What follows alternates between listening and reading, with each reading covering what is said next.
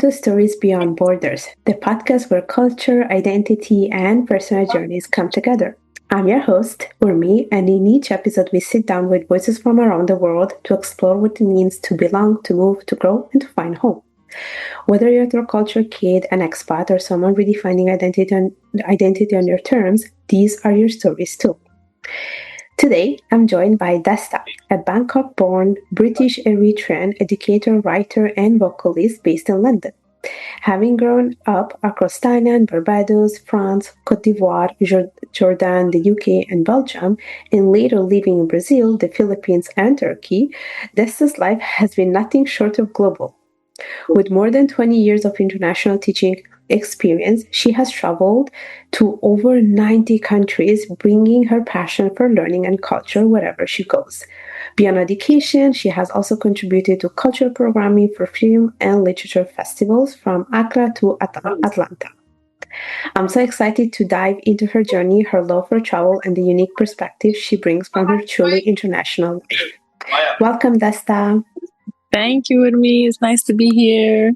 So let's start with the first question. What is your story? What is my story? It's ongoing. An ongoing combination of all these different experiences. Yeah, I feel very fortunate to have traveled so much growing up, and that education and music has gifted me with a lot more travel as well. And London is also a big melting pot of over 300 languages and several countries. So, yeah. So from where does this passion for travel come from? Because this is the first time I met someone who has traveled so many places. Where is this coming from? I guess it comes from being born into a family that already has several cultures happening.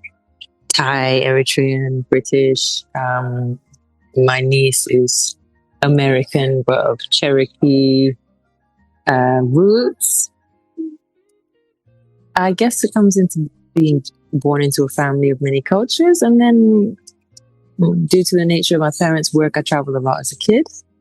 And then I just developed a taste for it, I guess, and all of the work that I found myself doing after school. So music, teaching, that also came with a lot of travel, theater festivals. And yeah, I feel I'm close to 100. So I would love to get to 100 countries. I love travel. I think it enables you to see everything and yourself with fresh eyes. Yeah, fresh eyes, different eyes each time. And how was it for you in terms of your upbringing, like the fact that you have so many cultures embedded in you? Did you ever feel like you had difficulty in fitting in? Did you feel like you wanted to belong to a certain culture, or you didn't have any sort of these issues?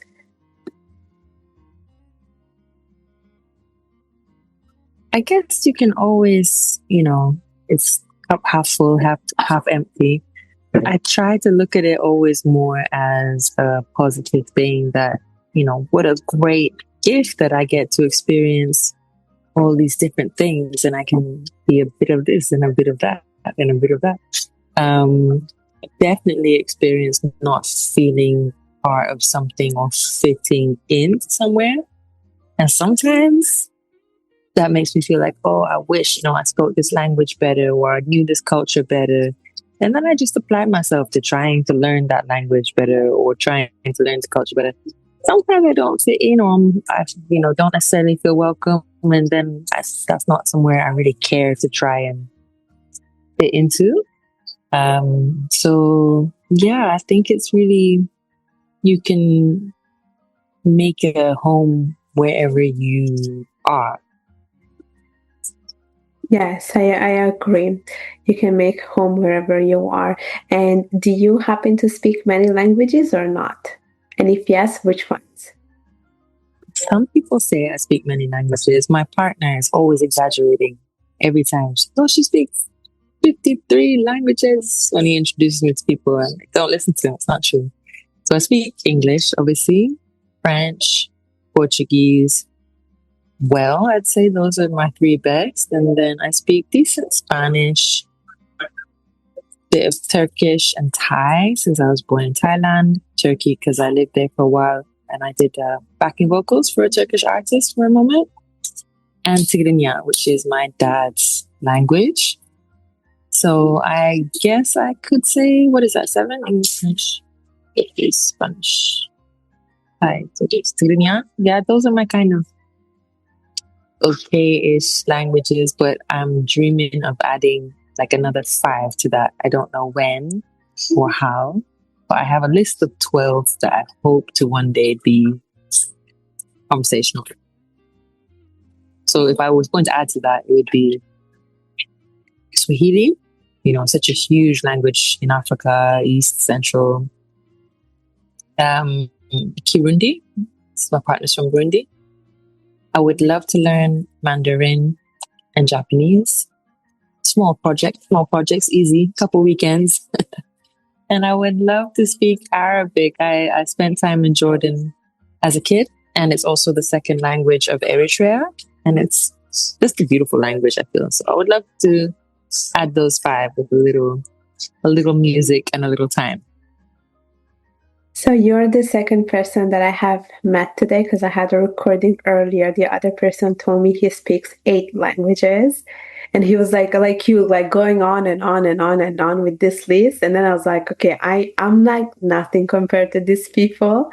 So when your partner says, she can speak this many languages, I'm like, yeah, that's right. She'd like, yes, that's it. As you were speaking, I was like, this list is never ending. So So I do want to talk about music because I know that we connected through your podcast, and it seems like music is a big part of your life, and you have a podcast called Languages Through Music. So do you want to talk a little bit about that? Sure. So I really found that I was terrible at languages at school. So learning in traditional ways never helped me. But I fell into professional music when I was about 16, 17. And then I soon realized that, I've been struggling with French at school. But now that I have to sing in French, my French is actually improving so quickly. And the same happened with other languages, even languages I didn't have a kind of familiarity with before. So I was already teaching languages after school, and I got my TEFL and CELTA, and I taught normal language schools. But I decided to mix the two in 2014 officially, and I started doing my first Languages Through Music workshops because I thought if it helped me so much, maybe it'll help other people. And then so many different people came to the workshops. I noticed that it was helping people that didn't necessarily consider themselves musical or musicians or linguists. So it's really all encompassing. It can help so many different people on their journey, I feel. So that's what I've been doing for the past few years. And I have a podcast where I interview educators and artists as well, musicians, DJs mainly, on how they've learned languages, how music has helped them. So for anyone who's listening, if you had to give like a tip or an advice about this, like they're struggling with learning language, but they want to learn it fast and they want to enjoy the process. You brought the topic of music. Is there a particular like strategies they can apply when it comes to, using music? Like, did you do anything in specific where, I don't know, you were listening to something and taking notes or printing the lyrics and learning, translating the lyrics? Did you use anything in particular? Yeah, so I have so many. It really depends on the learning style and the level. I have my website, Languages Through Music, and my socials where I try and share lots of tips. And I have a book coming out with Teach Yourself, hopefully early 2027, where I dive more into this. But just off the top of my head, karaoke is great, even if you're learning the alphabet, because, you can see the colors move through the letters if you're learning a different script. I like gap fills, so just removing a few keywords and then going over with that. Singing, because singing really makes you embody the knowledge, so it's almost impossible to forget. If someone's more kind of creative, you can draw what's happening in a song. You can make a collage of what's happening in the song. You can, take the lines and mix them up and then rearrange them so that they make sense. There's endless ways to make songs useful, whether that's keywords or whether it's making playlists according to a topic. So let's say you want to learn family words in Italian, and then you get your keywords together and then you compile those songs with all the tools we have, Spotify, YouTube. It's super easy to do it.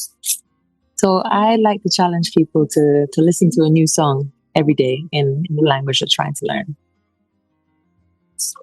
Yeah, and it's fun. Learning a language through music, it's fun. It's fun. It's memorable. It is.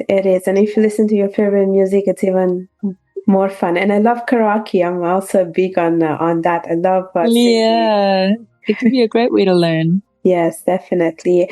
And I wanted to ask a little bit about this whole concept of home. As you touched upon a little bit at the beginning, because as you told me, you were born in Bangkok and now living in the UK. I want to know what is home for you? Because you said, you make home whatever you want to make it, but what is it for you? Is it a feeling? Is it a place? How do you define your home? I think the only constant for me moving around has been the art in my house, like the art my parents had at home, the carpet, those kind of things that have moved with us for decades. So definitely as soon as I have like my dad's old photography and paintings up, like that immediately makes space, a physical space, feel like home. But it's people, it's loved ones, it's your kind of comfort food. I can't go too long without Eritrean food, that's for sure, or Thai. I think somewhere you feel safe and seen and able to grow. Yeah, definitely. I do like what you have said. It's definitely a place where you're seen and you grow, and that's very important. And the other thing I want to ask you, because you have traveled so many places and you touched upon food, where did you have the best food ever? I know it's a difficult question. And what did you like the most about that food? What was it that made it so memorable? That's very, very difficult because there are so many wonderful food places. I mean, Italy being a major one. But for me, I think I have to stay loyal to my Thai roots. I think Thai food is just incredible. And what I love about it is that it's so creative and colorful. Some dishes you're like, who invented this? This is magic. And it's healthy, So I think even though I love Eritrean food, if I had a gun to my head and I had to choose, probably Thai, because I feel it's maybe a bit healthier or a bit lighter or I don't know. I hope I never have to choose. But I think Thailand has just such a wide, expansive, incredible cuisine influenced by China, Portugal, Persia, and also completely original. I think Thais are incredibly creative with everything, but with food especially. Yeah, it is very good, and it is very colorful, like you said. Do you make it at home? I do make it at home. I make Eritrean food at home, Italian, Thai. I think it's fun how you can travel the world even if you don't leave your house, which is something I think COVID kind of told us with Zoom and connecting all over the place. But yeah. Yeah, definitely.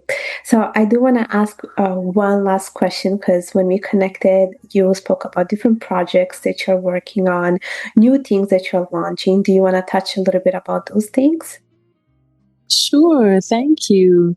So even though I've been doing languages through music for many, many years, it's only since last year that I've tried to focus on it full time while I write my two first books. So I'm building languages through music so that I have a master class with over 30 languages now, thanks to my whole team of collaborators. And I've invented a little card game for languages through music too, which I'm really excited about getting out into the world. And also we're doing intercultural training for the first time, which is great because that's one of my favorite freelance gigs. So I guess if I were to say three projects, building languages through music into a really strong online educational platform and physical with the cards, and getting these two books I'm working on. One is a historical nonfiction and one is a book on languages through music.